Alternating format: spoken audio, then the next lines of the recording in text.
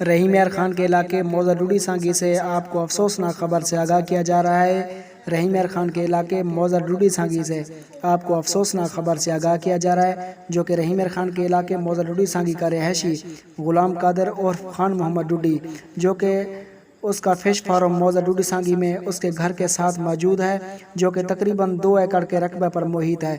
Fish farm में तकरीबन 3 से 4 हज़ार के करीब मछलियां मौजूद थीं, जो कि 4 साल से इन मछलियों की खिदमत कर रहा था। फिश फार्म मालिक का कहना है कि किसी नामालूम अफराद ने मेरे फिश फार्म में रात के वक्त जहरीली दवाई डाल गए। फिश फार्म मालिक का कहना था कि 17 अगस्त 2020 को सुबह जब मैं फार्म को चक्कर लगाने के लिए गया तो मछलियां तड़प तड़प कर मर रही थी और मैंने वावेला किया तो बहुत से इलाके के लोग इकट्ठे हो गए। मौका पर मौजूद लोगों ने इस अफसोसनाक वाक़ये को देखकर बहुत ही दुख का इजहार किया और नामालूम अफराद के खिलाफ मैंने थाना रुकनपुर में FIR दर्ज करवाई है।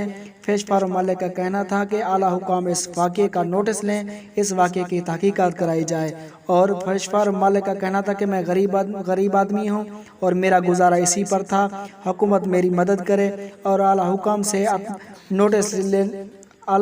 नोटिस लेने की अपील की जाती है। और देखते हैं आज की ताज़ा रिपोर्ट। मेरा 8 लाख का नुकसान कर गए, कोई ऐ दवाई सट गए। इतना शाम के मौके को बंदा मैं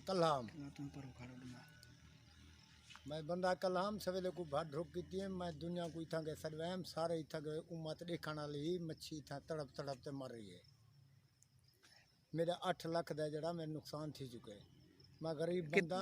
कितना साल पाली खड़िया मच्छी 4 साल को पली खड़ी है। कितना वजन दी है? वजन 10 किलो दी है, 5 किलो दी है, 4 किलो दी है। अच्छा, सारी बिल्कुल खत्म थी गई? सारी खत्म थी गई है, छोटी बड़ी मच्छी खत्म थी गई, सारी 5 किलो 10 किलो वजन है। मैं गरीब बंदा हम अपना रोजगार बड़े खड़ा मैं गरीब बंदा मैं रोजगार बड़े खड़ा इतना के कोई वो कम किते जो आ कराए ते उन्हें जरा दवाई था डाल दी है। एक मच्छी नहीं बची। मैं गरीब बंदा हूँ पानी कढ़ाण को नहीं मैं अजाब बजाया खा।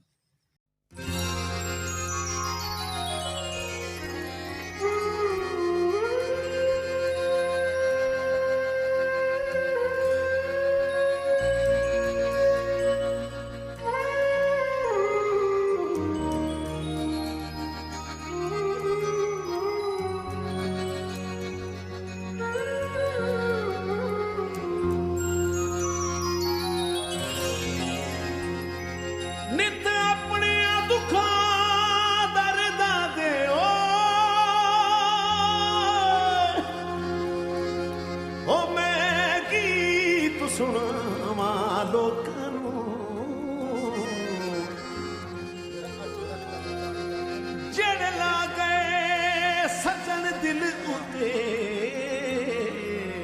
वो जख्म बकावा लोका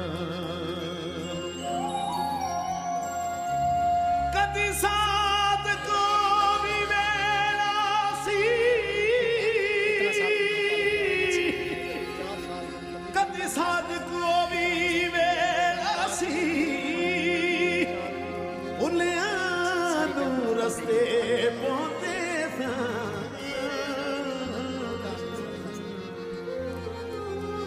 अज अपने कर दिया रो रो के पूछने आराम लोका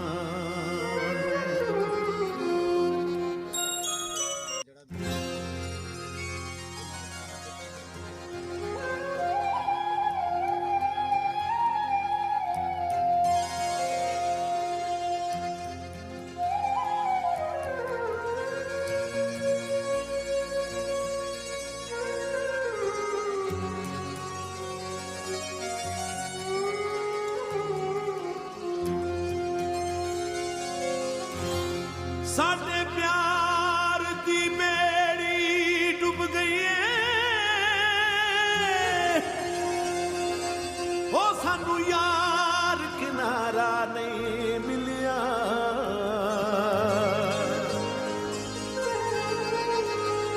जेड़ा मिल के साथों बिछड़ गया वो फिर दोबारा